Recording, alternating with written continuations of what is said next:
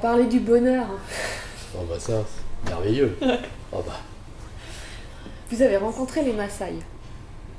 Comment vous avez rencontré les Maasai?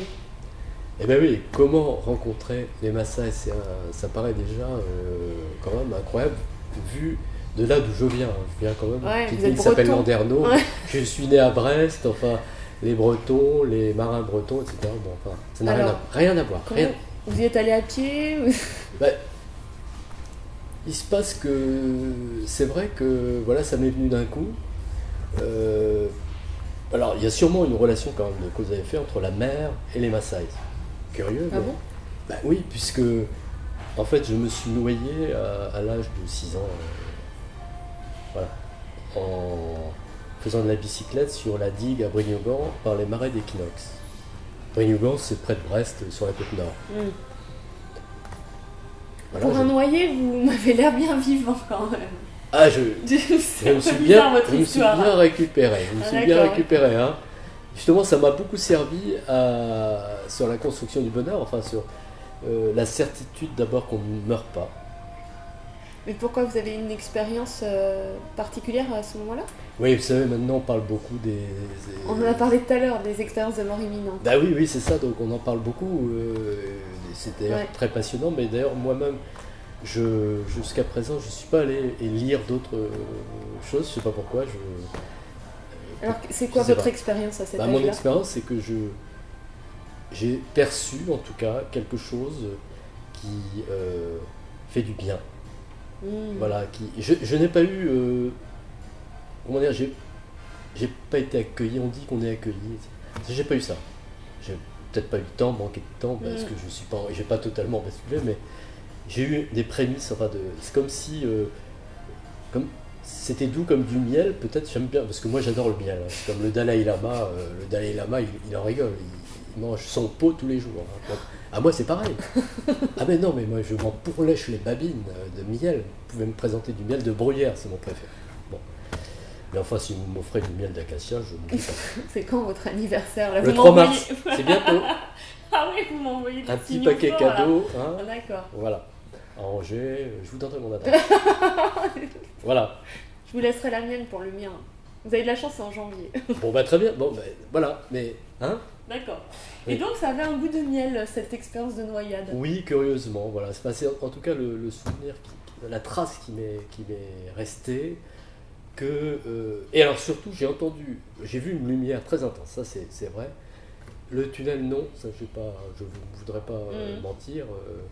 Non, mais j'ai vu une lumière très intense et une voix qui me disait reste fidèle, reste vrai.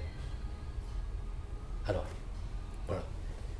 Et cette voix m'est revenue dans d'autres circonstances à 2 reprises. Comme quelles circonstances? Bah, plus tard, c'est-à-dire que. Mais dans des circonstances moins dramatiques ou du Non, quotidien? non, tout aussi dramatique. Mais une Des fois, petites piqûres de rappel, quoi. sûrement une fois pas dramatique du tout, mais où j'avais des doutes sur lorsque j'étais tout seul, que j'étais dans cette initiation dont je vais parler, mais mettre en pratique ce que les Maasai m'avaient enseigné. Bon, en France, une fois que j'avais démissionné de toutes mes fonctions, tout seul, évidemment, vous êtes tout seul, vous vous retrouvez tout seul. Bon, c'est pas facile, on est humain. Même Jésus, lui, a eu des moments de grande lassitude, découragement. C'est quoi l'autre circonstance dans laquelle c'est revenu, cette phrase? Oui, alors donc, il y a eu une fois où Pendant l'initiation. j'étais dans le doute, hein, voilà, mais une autre fois, j'étais au Kosovo et j'étais à un moment où j'aurais pu mourir, j'ai été pris dans un piège, un traquenard, voilà, dont j'ai pas parlé d'ailleurs aux autorités compétentes. Mais je l'ai vécu et ça m'a beaucoup marqué parce que là aussi, lorsqu'il m'arrive quelque chose de très fort, très puissant, qui me dépasse, je laisse faire, on va dire Dieu, cette force. Ouais. Enkai, disent les Maasai, c'est-à-dire la déesse, parce que pour les Maasai, Dieu est féminin. Dieu est féminin parce que c'est ce qui, pour les Maasai, se rapproche le plus de la vérité de la vie. La vie est fragile, sensible, tendre, Et tout ça, fertile, et tout ça, il l'associe à la femme. D'accord. C'est très beau, mais je pourrais développer. Qu'est-ce que vous avez fait comme métier pour vous retrouver avec au Kosovo ou avec les Maasai? Ça n'avait rien à voir avec votre métier, a priori. En fait, au- Qu'est-ce que vous faisiez au Kosovo?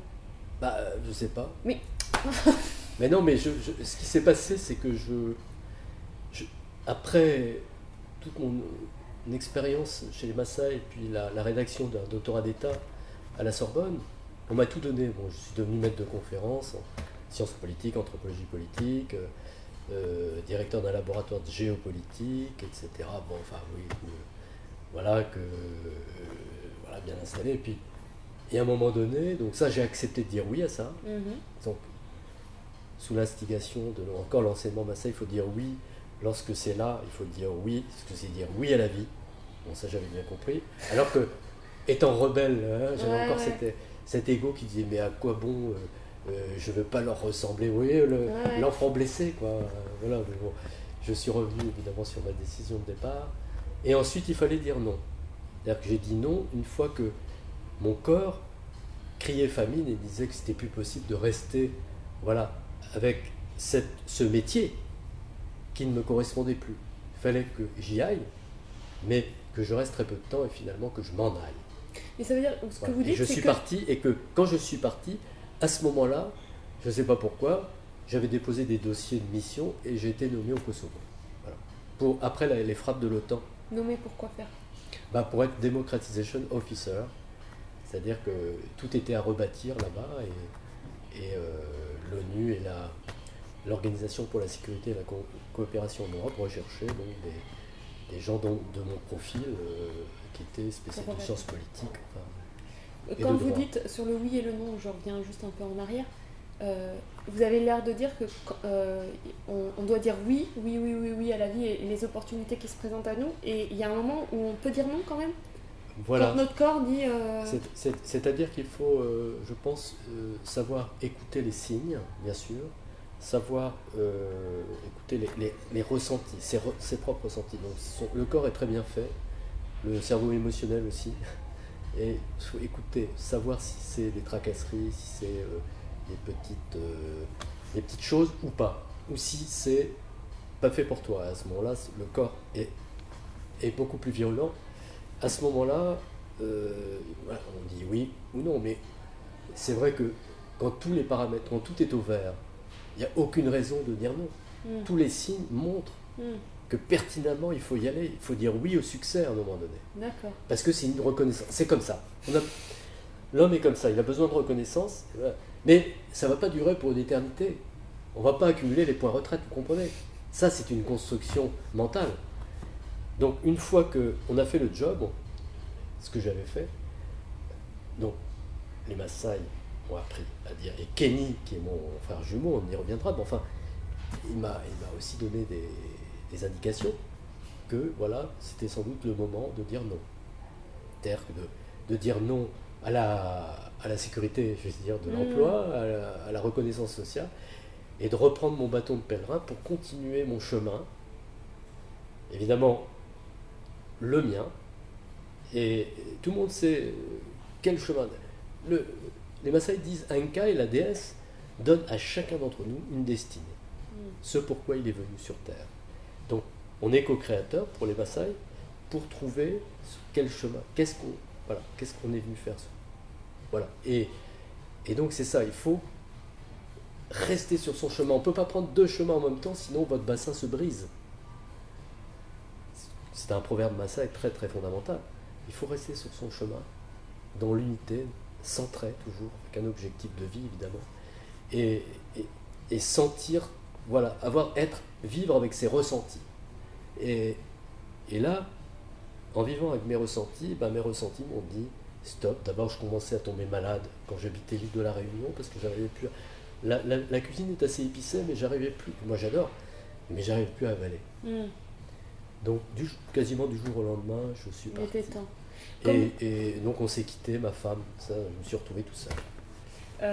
Comment vous êtes arrivé chez les Maasai? En fait, c'est incroyable. Donc, il y a eu cette noyade. suite à cette noyade, je fais un rêve qui m'est revenu plusieurs fois jusqu'à l'adolescence, après, peut-être 3, 4 fois. Et c'est un rêve qui est quand même très marquant, puisque c'était un homme noir, drapé de rouge, qui me prenait par la main. Il se transformait lui-même en aigle noir. C'est dingue. Ouais. Et on allait voler au-dessus de la vallée du Rift, des cônes étincelants des volcans. Et c'était merveilleux. Et on atterrissait en quelque sorte sur une plage où il y avait des enfants, et à ce moment-là, on retrouvait forme humaine, et il me mettait dans la ronde d'enfants autour d'une sphère, une boule géante, une sphère, un rocher en forme de sphère, et voilà, j'étais dans la ronde d'enfants. Voilà, c'est tout, c'est tout, c'est tout. C'est déjà pas mal. Et plus tard, quand je vais être chez les Maasai, je vais savoir que la déesse peut prendre la forme d'une boule, et qu'alors, c'est pour les Maasai, c'est la symbolise l'utérus sacré de la déesse. C'est-à-dire que ça symbolise l'unité de l'homme, l'unité de la création et la reliance universelle. Voilà ce que ça signifie. Donc comment vous arrivez chez les Maasai? Parce qu'entre le rêve et les mais alors, oui, mais c'est important parce que du coup, j'ai cette noyade, j'ai ce rêve, et j'ai ces lectures, et j'ai pas connecté le rêve d'ailleurs avec les lectures. Il se trouve que j'adore les récits d'explorateurs, notamment Joseph Kessel, qui est un écrivain surtout, enfin qui a une très belle plume, et Le Lion, La Piste Fauve. Bon. Il se trouve que les Maasai me fascinent. Les Maasai me fascinent littéralement. J'ai une attirance. Donc à ce moment-là, et puis je m'ennuie ferme en Bretagne. Hein. Je m'ennuie dans ma famille, sauf à la pêche à la crevette, parce que j'adore pêcher. Je ne sais pas pourquoi, j'ai toujours adoré pêcher la crevette avec mon père. Ça me connecte. Chez nous, c'est les bigorneaux. Ou les bigorneaux. Mais je suis un spécialiste de la pêche ce qu'on appelle la chevrette chez nous, le bouquet en fait. J'attrape des énormes, hein, sans rire. Je pourrais vous inviter une fois à vérifier. J'arrive. Ah bah oui, et puis alors c'est délicieux. Hein, le beurre breton, le avec pain. du pain, en fait. Ah oui. Ah bah c'est oui. C'est la totale, c'est un must. Ah oui, ils disent. Bon, donc voilà, le pot de miel, les crevettes. On va tout savoir. Voilà. Mais donc je m'ennuie ferme, et donc j'élabore un plan dans ma tête. Je me dis, il y a trop de signes, il faut que j'aille vivre chez eux. Voilà ce que j'élabore comme plan. Vous avez quel âge là? 14-15 ans. Ah bon? Oui. Ah d'accord, ok. 14-15 ans, j'élabore un plan. Et cerise sur le gâteau, alors je suis le 9e de ma fratrie. En Bretagne, on est très prolifique, hein, c'est une famille catholique. Hein. 9e, le 9, il faut savoir que c'est le chiffre sacré des Maasai. Bon, intéressant comme. Hein. En numérologie, d'ailleurs, je me noie à une date qui fait 9 aussi. Enfin bon, bref, ma date de naissance c'est 3-3-1950, ça fait 9. Tout est. Voilà. Le 9, quoi. Et une de mes sœurs, qui est ma marraine, il se trouve qu'elle épouse un homme qui va travailler au Kenya, à Mombasa.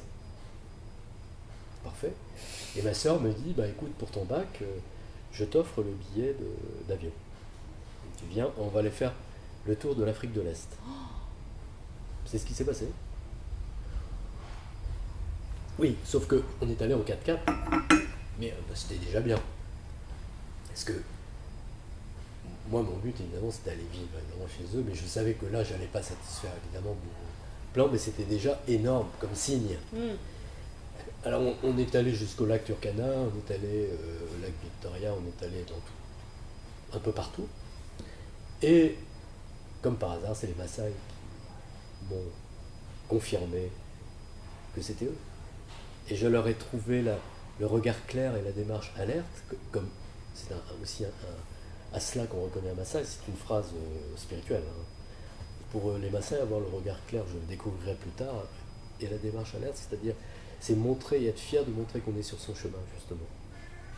On ne marche pas sur le chemin de quelqu'un d'autre. Et on est des hommes libres et responsables. Comment ça se reconnaît alors un homme, le regard clair? Le regard clair, donc la démarche alerte, c'est-à-dire qu'il n'a rien à cacher, donc il a cette beauté, il a l'impression qu'il vole, il flotte littéralement.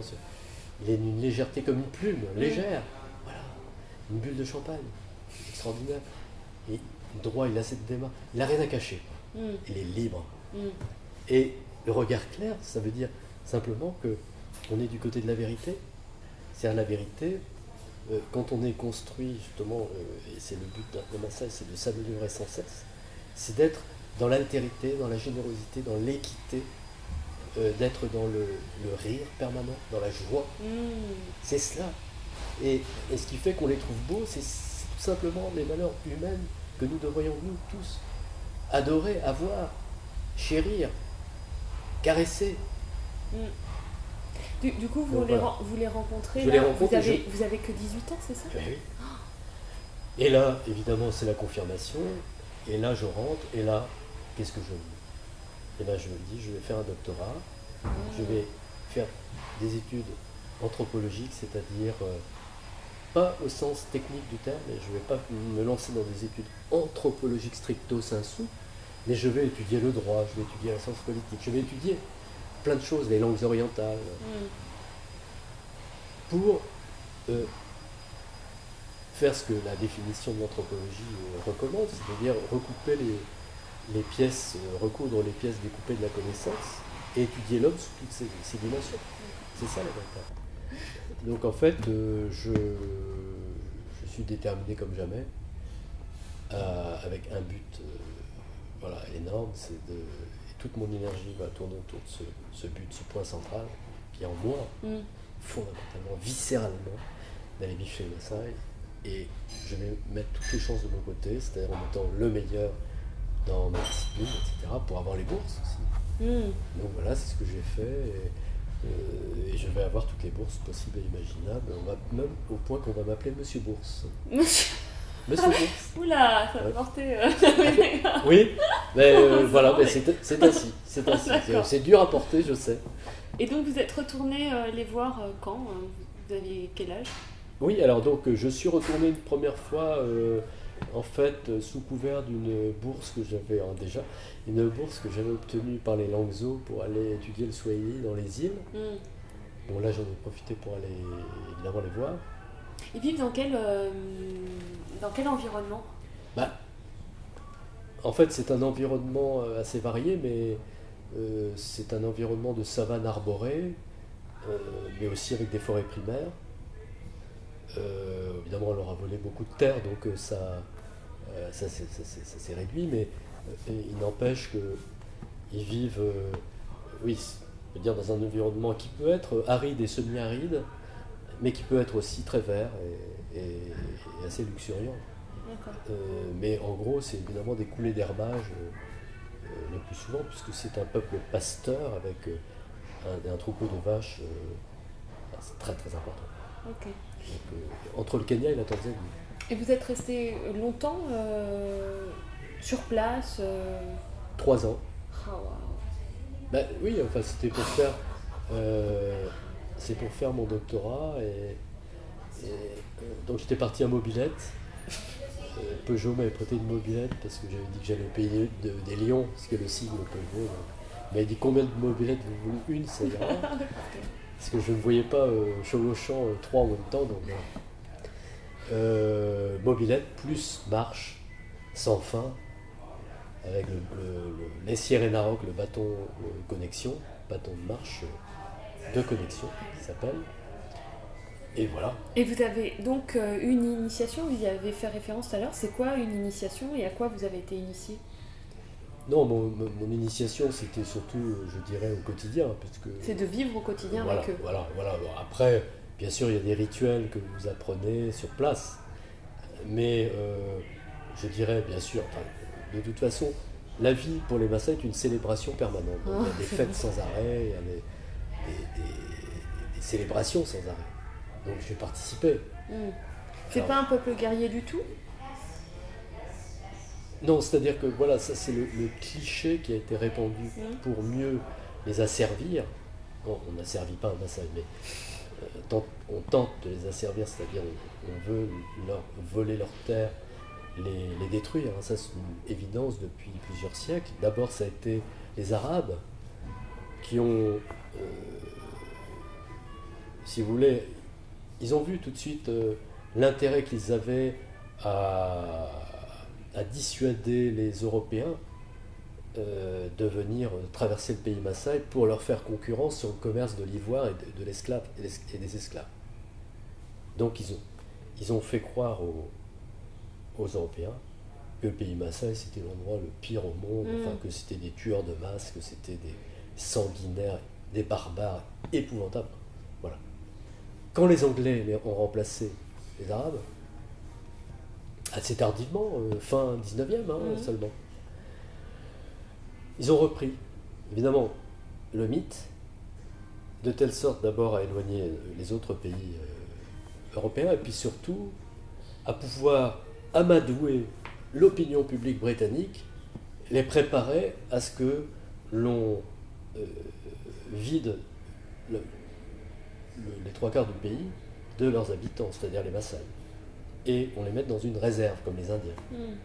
On les parque dans une réserve. Donc voilà, on a dit, ce sont des sanguinaires. Quand Stanley retrouve Livingstone, vous savez, le missionnaire Livingstone, une histoire très connue, et qu'il va ensuite faire un prêche devant la très sélecte Royal Geographic Society en disant « S'il y en est parmi vous ce soir qui ambitionnent de devenir des martyrs, alors je puis leur donner une destination, ils le seront plus vite que n'importe où dans ma longue liste de voyages. » C'est le pays Maasai, donc pays Maasai, voilà, c'est terminé. La rumeur se transforme en réalité, donc l'opinion publique est d'accord, tout se passe. Mais bizarrement, moi j'ai pas ça dans la tête, je vous posais la question vraiment, est-ce que de ce que vous avez constaté, c'est un peuple aussi guerrier, parce qu'on peut être dans la joie et être aussi... Voilà, mais je tenais à préciser ça parce que dans la tête des gens, justement, il y a quand même ça, même inconsciemment. Et d'ailleurs, puisque ça a été repris aussi par le tourisme aujourd'hui, c'est-à-dire on a en tête que finalement, cette image de guerrier folklorique... Mais ça existe aussi, il y a aussi cette partie guerrière chez eux ou pas? Alors, voilà, donc il y a, évidemment, puisque ils ont, ils doivent défendre, c'est évident. Il se trouve que par leur initiation de l'être, la construction de l'être, ce sont des guerriers redoutables en défense. N'ont jamais été colonisés par personne, évidemment. Donc, oui, évidemment, ce sont des guerriers, mais ce sont pour moi des guerriers de lumière, des guerriers, comme dirait Paulo Coelho, guerriers pacifiques, parce qu'ils sont construits intérieurement, le guerrier est construit intérieurement. Mais il n'attaque pas, il ne fait que se défendre, le cas échéant. J'ai une question qui me vient aussi, c'est mais il n'est pas violent. Donc, dans ce que vous avez décrit, ils sont guidés par cette déesse mère, je ne sais plus comment vous avez... Enkai. Quand les Arabes arrivent, quand les Anglais arrivent avec leur force de frappe, avec comment ils l'expliquent, quel sens ils donnent à cette chose, sachant qu'ils sont détruits ou assassinés. En quoi Enkai peut, s'ils sont guidés, en quoi il peut les mettre face à de telles horreurs? Alors, d'une part, il faut savoir que chez les Maasai, tout dans leur spiritualité annonce ou demande, réclame une non-résistance. Voilà, c'est de la non-résistance. On ne résiste pas à quelque chose qui va de toute façon vous tuer. Si vous résistez, vous savez que de toute façon, voilà. Donc, ça c'est une chose. D'ailleurs, ils étaient très préparés parce qu'ils ont un clan d'hommes médecine de très grande renommée. On l'appelle Iloiboni Kitok. Bon, ce sont des chamans en fait. Qui avaient notamment Mbatian, qui était l'Aïbon de l'époque et un leader spirituel, qui leur avait dit surtout ne résistez pas. C'est pas possible de résister devant l'envahisseur. Mais c'est notre destin, c'est ainsi pour le moment. Mais ils vont partir, ils vont pas rester, etc. Donc ils avaient cette vision que ils étaient là provisoirement. Ils ont toujours eu cette vision-là. Donc il était, pour les Maasai, peuvent se défendre lorsque c'est défendable. Parce que c'est tout à fait défendable. Mais lorsque le rapport de force est totalement en leur défaveur, et ça va à l'encontre, et qu'ils risquent à ce moment-là de disparaître complètement. Donc ils ont cette vision-là, ils ont une vision très très claire des choses. D'accord. Quelles sont les grandes leçons que vous avez retirées de votre vie avec les Maasai, les grandes leçons de vie pour vous que vous gardez comme essentielles et que nous, on pourrait intégrer à notre vie, qui nous manque ou et que c'est un peu déficitaire chez nous? Nous sommes en déséquilibre permanent. C'est-à-dire que nous sommes beaucoup trop dans le mental. Mhm. J'avais noté ça depuis toujours d'ailleurs, et puis les Maasai m'ont fait que ce que j'ai reçu d'eux n'ont fait que me confirmer cela. C'est-à-dire qu'on ressasse toujours le passé, et puis on se projette dans le futur. On a beaucoup de mal à vivre avec délectation et volupté l'instant présent, ici et maintenant. Pourtant, eux, ils font pas de méditation ou de choses comme ça. Comment ils vivent l'instant présent? Ah si, ils font des méditations. C'est vrai? Oui, oui, bien sûr. Mais c'est naturel, c'est-à-dire que c'est vrai que ça se passe quasiment automatiquement chez Ça eux. veut dire quoi, une méditation automatique? C'est-à-dire qu'ils se mettent, il y a des endroits précis où sont des réceptacles des messages divins, Mhm. selon eux, qui sont plus propices. Les endroits dans la nature, vous voulez dire? Dans la nature, oui, D'accord. toujours dans la nature. Ok. Voilà. Par exemple, au sommet d'une montagne, ou, Donc par exemple, ils vont monter en haut du sommet d'une montagne et contempler. voilà, et être parmi les arbres. Voilà, l'arbre est sacré, bien sûr, chez les Maasai. notamment. Sans but de chasse ou sans but de... Ils ne chassent pas. Là oui, aussi, et c'est eux, un ils sont, mythe. oui, ils sont pas... Ils ne sont pas des chasseurs, et ils ne tuent pas. Mm. Ils ne tuent pas la vache non plus. Donc ils mangent pas de viande? Ils mangent aussi pour quand il y a des cérémonies de classe d'âge, on sacrifie un taureau. D'accord. Mais ils en mangent peu, a priori. Peu, mais depuis récemment, depuis que les sécheresses l'emportent sur des cycles un peu plus calmes, à ce moment-là, on abat évidemment des animaux, D'accord. des chèvres notamment. Est-ce que vous avez Des d'autres moutons. leçons? Comment? D'autres leçons? Oui, alors les sons, donc je disais, nous sommes trop dans le mental, eux sont dans l'équilibre parfait, la puissance de l'équilibre. Tout est équilibré chez eux. C'est-à-dire qu'il n'y a pas le mental d'un côté, les émotions de l'autre. Voilà, tout est en parfaite harmonie. Parce que Mahasa vient de Ilmao, qui veut dire les jumeaux, Mhm. et donc qui illustre justement leur spiritualité, qui repose sur l'expérience que toutes choses sont reliées à d'autres pour former des paires d'éléments complémentaires Mais on dirait de la philosophie de l'Est. et non pas antagonistes. Comment? On dirait le yin et le yang. Alors c'est tout à fait proche du Tao, exactement. Et moi ça m'a totalement parlé, ça m'a totalement fasciné. Et que donc pour être heureux, il faut, contrairement... C'est assez simple à comprendre, il faut faire exactement l'inverse de ce que nous faisons, c'est-à-dire éliminer... Nous faisons quoi? Nous éliminons un élément qui ne nous convient pas. Quand on a l'illusion que voilà, ça va s'arranger, on l'élimine. Une mauvaise nouvelle, on la met sous, on met l'enveloppe, on la met dessous, on verra plus tard. Ça, Ouais. l'effet boomerang. Parce que pour les Maasai, le mal, entre guillemets, le mal n'existe pas, la difficulté se dissout d'elle-même en faisant la navette entre ces éléments apparemment contradictoires, et la contradiction s'élimine. Parce qu'on l'accueille, on accueille ces opposés, on les accueille. Parce que c'est la vie, Ouais. à l'extérieur ou à l'intérieur. C'est la vie. Tout est par paire à l'extérieur, et tout fonctionne par paire aussi à l'intérieur, puisqu'on est toujours tiraillé entre deux. Mais il faut les accepter, les deux sont bons. Donc qu'est-ce qui est primordial dans cette culture Maasai pour être heureux?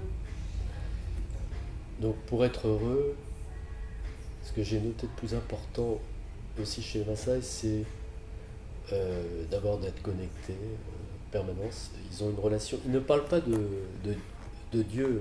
Si on leur dit, ben, c'est quoi la spiritualité, Dieu, Kai, ça les gêne beaucoup.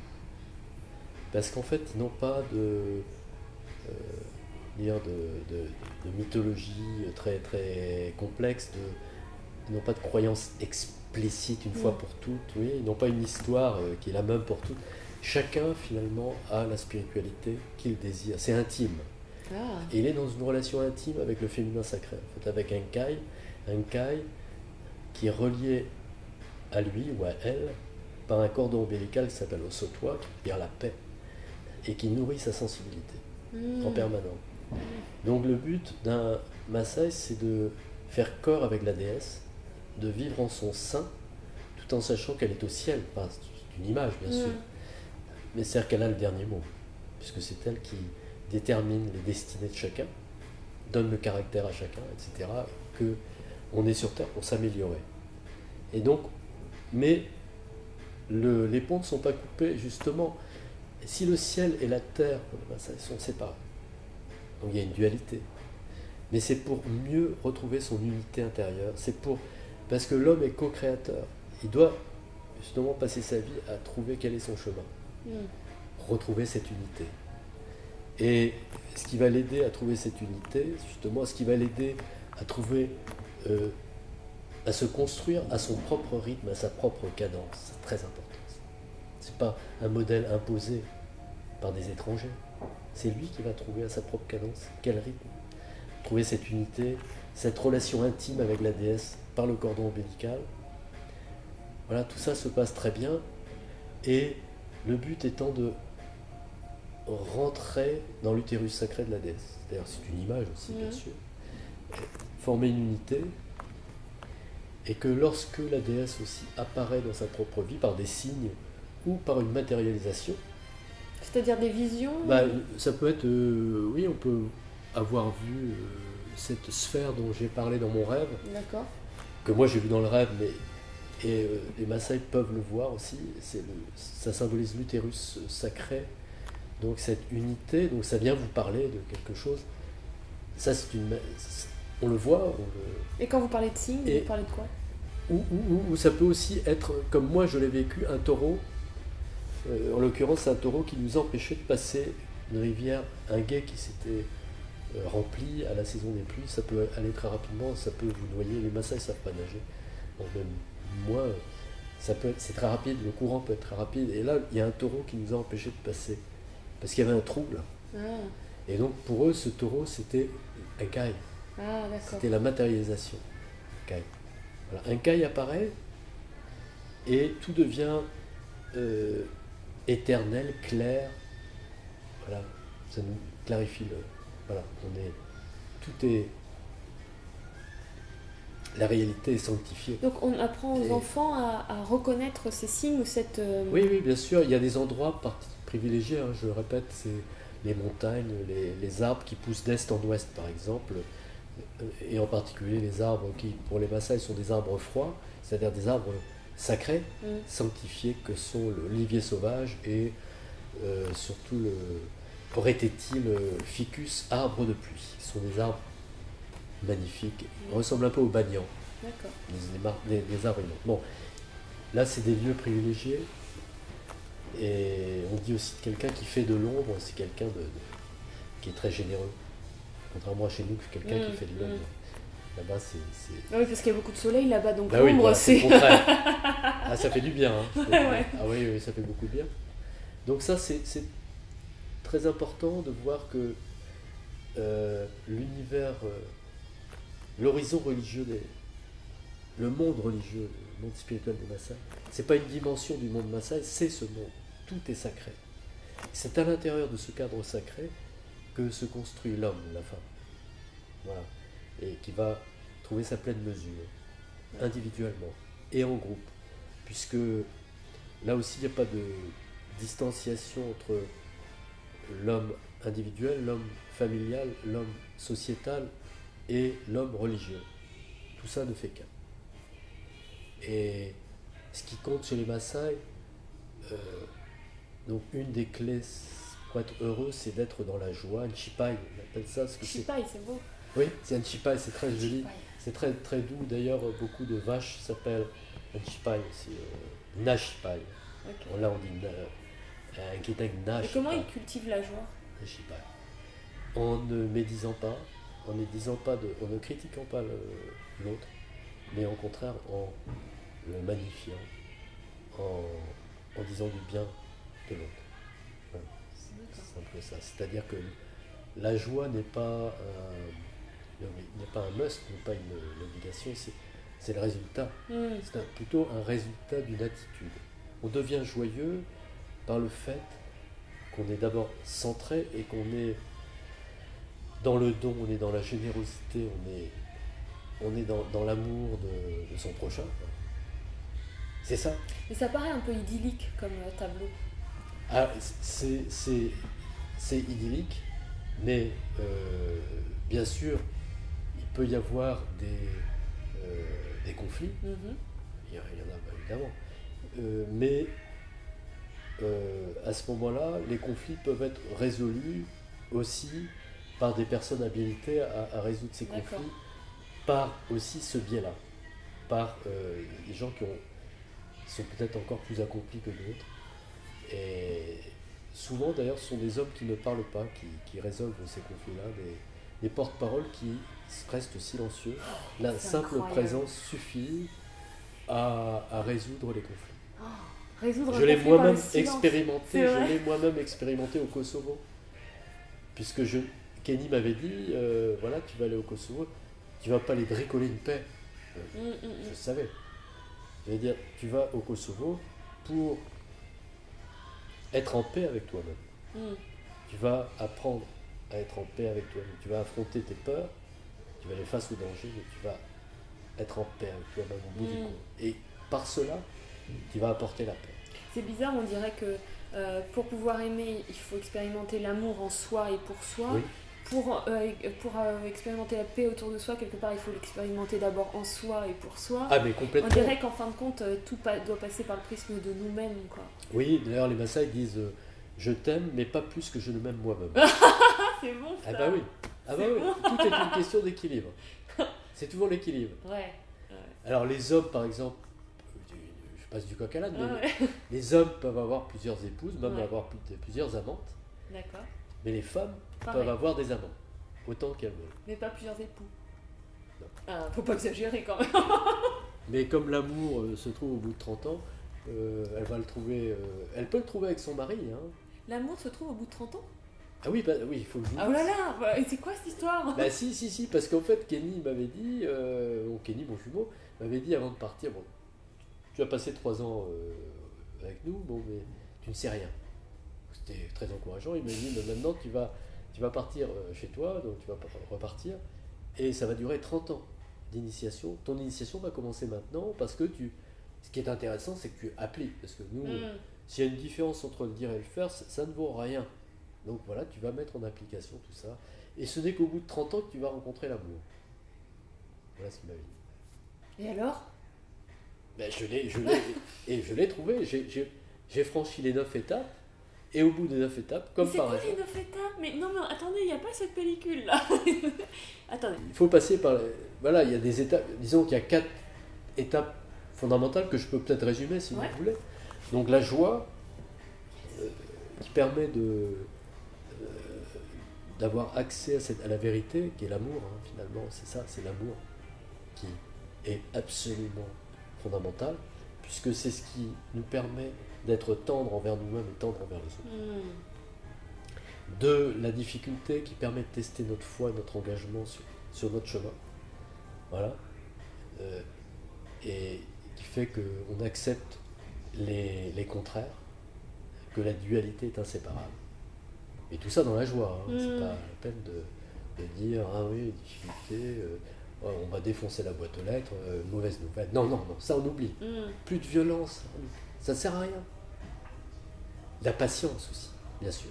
Il faut être très patient pour accepter de franchir toutes ces difficultés qui sont pas simples. Hein, parfois, peut être c'est vraiment très très très très très très compliqué. Hein. Ils l'appellent Osina Kishon, la souffrance est un don, il faut remercier Enkai. Parce que elle va nous donner les moyens de les traverser. Et quand ils parlent de leur danse, qui est un envol vers le paradis, un envol vers Enkai, c'est que ça nous élève. Les difficultés, les épreuves nous élèvent. Mais est-ce qu'on est obligé de passer par la difficulté Mais oui. C'est vrai? Oh merde. Mais on peut le faire dans la joie. Oui. Parce que tout est une question, voilà, comme on dit, le verre à moitié vide, à moitié plein. C'est vrai. Alors, qu'est-ce qu'on décide? On décide de maugréer toute la journée, de maudire. Et oui, les Maasai disent... qu'est-ce qu'ils disent déjà? Oui. Non, mais parce que j'ai des proverbes plein la tête. Puis nous, on est là, on discute depuis je sais pas combien de temps, donc on se pomme. Mais Meilo et Motonier Tadeken. Les Meilo. Non, mais sincèrement, là, vous me troublez parce que. Non, mais je fais cet effet-là aux hommes. Oui, tout à fait. Donc, je lui donne les bonnes excuses là pour. Il n'existe pas d'oiseau qui ne chante le matin. Bah pourtant, moi, tous les matins, il y en a qui chantent sous ma fenêtre. Oui, c'est ça. Il n'existe pas d'oiseau qui ne chante le matin. Ah oui, qui ne chante pas le matin. Oui, qui ne chante pas le matin. Ah, c'était pas clair ce que j'ai dit. Mais enfin bon. Meata, ah voilà, ça me revient. Meata et Motonier ne Meiro. Je le dis mieux en Maasai. Meata et Motonier ne Meiro des Kenya. Il n'existe pas d'oiseau qui ne chante le matin. Alors, ce qui veut dire que chaque jour, vous allez encore avoir des ressources insoupçonnées. Il faut laisser les choses se reposer et avoir un œil neuf et accepter. Voilà, tout change, tout évolue en permanence. Il faut accompagner le tendre mouvement de la vie. Il faut être... Oh, c'est beau ça. Ben oui. Il faut accompagner le tendre mouvement de la vie. Et oui, mais oui, parce que je l'ai compris ça. J'ai compris que, en fait, le spirituel, Dieu, tout ça, la source, n'est rien d'autre que la réalité qui donne la vie à tout ce qui colore votre vie. Mais encore faut-il l'écouter, encore faut-il avoir cette présence qui vous envahit, qui vous prenne, que vous ressentiez, que cette connexion avec cette énergie incroyable, ce monde de l'invisible qui vient frapper à votre porte, et en plus on se plaint toute la journée. Vous imaginez, mais enfin, dans le monde de l'invisible, ils sont complètement tournés-boulés. Non, il faut leur dire merci. Les Maasai remercient toute la journée, Haché Enkai, Nai. Ils remercient tout le temps. C'est ça que je veux dire, que c'est quelque chose d'extrêmement concret, quelque chose que l'on chérit. Nai Pasai, Nai Pasinai, moi qui souffre en relation avec la déesse, parce qu'elle m'écoute, la déesse, et que j'écoute cette réalité, elle est en moi, elle est là, elle est partout. C'est ondoyant et divers, ça change tout le temps. Donc il faut bien s'adapter à cette réalité. Et c'est pour ça qu'on arrive à la troisième leçon, la troisième clé essentielle, c'est d'être un planteur et non pas un bâtisseur. Ça, j'ai appris aussi. Ah, ça c'est intéressant. Un planteur, ils ont une cérémonie qui s'appelle Leonoto, ils ont un planteur qui s'appelle Olotuno, et en fait, ça vient conclure une période d'initiation où vous avez appris beaucoup de choses, expérimenté beaucoup de choses. Et vous atteignez un stade où commencez à tutoyer l'unité et vous êtes en harmonie. Et vous comprenez, on vous fait comprendre aussi en plantant un olivier sauvage au milieu de la maison des rituels que il faut que vous soyez centré, bien sûr. Et c'est un rappel du grand tout, finalement, qui abolit toute forme de dualité, cet olivier. Eh bien, il faut planter votre olivier aussi à l'intérieur de vous. Il faut qu'il soit bien planté. Il faut que vous soyez bien enraciné. Mais que représente le bâtisseur? Et le bâtisseur, voilà, c'est que le bâtisseur, pour les Maasai, c'est quelqu'un qui va chercher à l'extérieur, au lieu de chercher à l'intérieur, à non pas bâtir et à cultiver son jardin qui ne fait, à l'instar de la nature, jamais que croître. Naturellement, pas avec des engrais chimiques, naturellement. Donc en fait, Donc il y a toujours cette notion de s'améliorer, de grandir, de grandir comme la nature. Ouais. Et voilà, et de respecter ce qui a toujours été depuis des millions d'années. Voilà, ça c'est essentiel. Parce que c'est la clé du bonheur. Alors ça peut paraître idyllique, mais on s'en fout. De toute façon, ce sont des clés très concrètes pour... voilà, après chacun fait ce qu'il veut. Moi je viens chez les Maasai avec vous la prochaine fois que vous allez, hein, parce que tout me parle. Alors, bâtisseur pour les Maasai, alors Kenny dit, nous les Occidentaux, on se perd dans la finitude de la ligne droite au lieu de passer notre temps à essayer de refermer notre propre cercle pour arrêter d'emmerder le monde et déjà d'être en harmonie avec le pôle masculin et féminin, encore la paire. On a tous ça en nous. On oublie ça. C'est-à-dire qu'on va chercher une espèce de pis-aller, une femme ou un homme qui va remplir notre vide évidemment sidéral, puisqu'on a oublié de se construire soi-même. Donc on va l'emmerder toute sa vie. T'as descendu les poubelles. Bon, enfin, vous voyez les gens. Enfin, ouais, mais est-ce que c'est ça le bonheur? Au bout de 30 bonheur? ans, vous avez quand même rencontré l'amour, alors bon. S'il vous plaît. Voilà. Non, mais est-ce que c'est ça le bonheur? Donc voilà, là je plaisante. Je plaisante pas tant que ça.